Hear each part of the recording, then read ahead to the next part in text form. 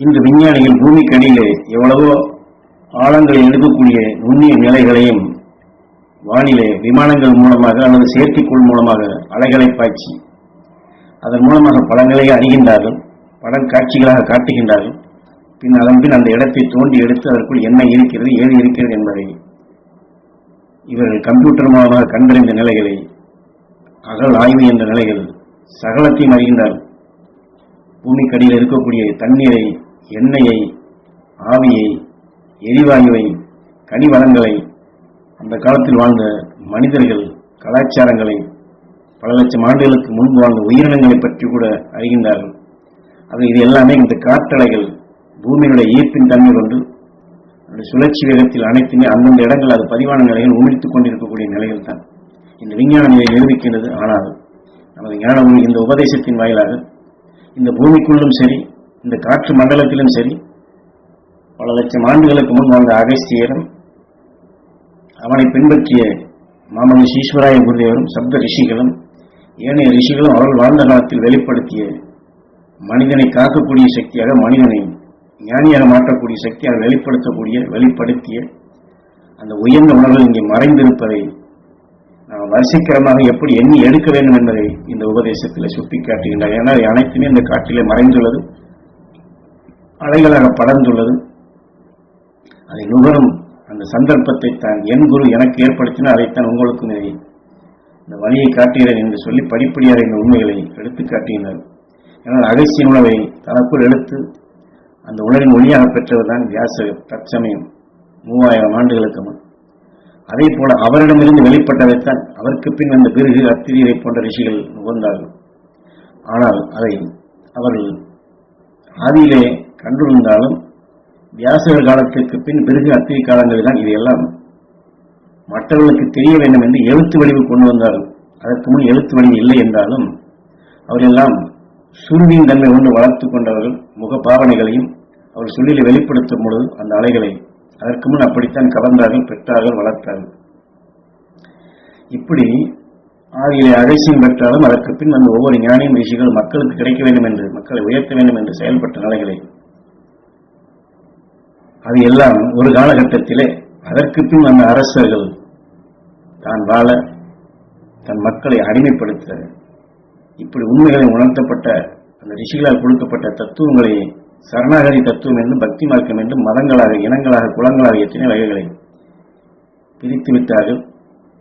அதைத்தான் குருநாதர் எடுத்துக்காட்டினார். அதைத்தான் இப்பொழுது உங்களுக்கு வரிசைப்படுத்தி சொல்லிக் கொண்டு வருகின்றோம். இந்த உபதேசத்தில் உள்ள மூலக்கூறுகளை நீங்கள் அது பதிவாக்கி மீண்டும் சிந்தித்து அந்த நினைவு ஓட்டங்களை கொண்டு வந்தால் அந்தந்த காலகட்டத்தில் இந்த உண்மைகளை உங்களுக்கு அது தெளிவாக்கி கொண்டு வரும்.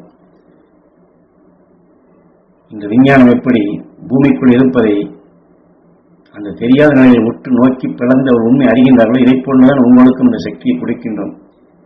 இந்த விஞ்ஞானி கருவியின் மூலமாக அறிய வேண்டும் என்ற நோக்கத்தின் எண்ணம் கொண்டு அதை எழுதுகின்றான்.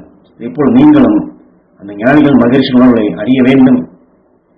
விஞ்ஞானிகள் கண்டுணரப்பட்ட நிலைகள் போன்று அவர்கள் இயந்திரத்தை வைத்து வாழ்க்கைக்கு பயன்படுத்துகின்றார்கள். ஆனால் இந்த ஞானிகள் உணர்வை எடுத்து நம் ஞானத்தை வளர்த்து நாம் பிறவிலா நிலை அடைவதற்கு இதை சீர்படுத்த வேண்டும், பயன்படுத்த வேண்டும் என்பதற்கு இந்த பூமியை, இந்த மக்களை தெளிவாக்கி தெளிந்த நிலைகளாக தெளிந்த வாழ்க்கை வாழச் செய்யும் என்ற பேரானந்த பெருநிலை பெற எல்லோருக்கும் அந்த நிலை பெறுவதற்குத்தான் இதை உங்களுக்கு நான் படிக்காத குரு மூலமாக பதிவு செய்த உணர்வுகளை நினைவுபடுத்தி அக்காலத்திற்கு நினைவு செலுத்தி அதை நுகர்ந்து எனக்குள் வளர்த்துக் கொண்டதை நீங்களும் பெற வேண்டும் என்றுதான் இதை வழிகாட்டுகிறேன் என்று குரு உணர்த்துகின்றார்கள்.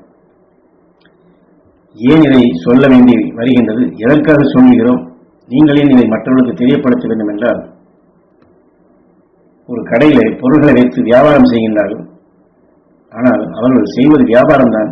ஆனால் பொருள்களை எல்லாம் விற்றால் அவர்களுக்கு சந்தோஷம், அவர்கள் குடும்பம் நன்றாக இருக்கும். அதற்காகத்தான் அங்கே வியாபாரம் செய்கின்றார்கள். இதே போலத்தான் அந்த அழிஞானிய சக்திகளை உங்களுக்கு எடுத்து தொடர்ந்து உபதேசம் மூலமாக கொடுத்து கொண்டு வருகின்றோம்.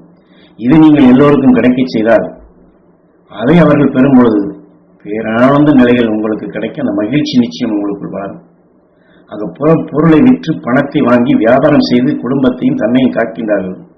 ஆனால் அறிஞானிய உணர்வை உங்களுக்குள் எடுத்து எல்லோருக்கும் கிடைக்க வேண்டும் என்ற உள்ள பூர்வமாக இந்த நினைவலைகளை, உணர்வலைகளை, மூச்சலைகளை செலுத்தப்படும் பொழுது அவர்களும் அதை பெற்று இந்த உலக மக்களும் மகிழ்ந்த உணர்வு வரும் பொழுது அது பேரானந்த செல்வமாக உங்களுக்குள் வளர்கின்றது. அதை நீங்கள் பெறுகின்றீர்கள்.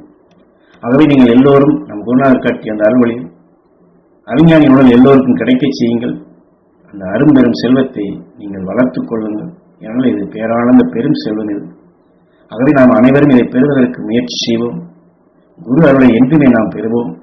அவருடைய அருளால் எல்லா நிலைகளையும் நாம் பெறுவோம். எல்லோரையும் மகிழ்ந்து வாழச் செய்வோம்.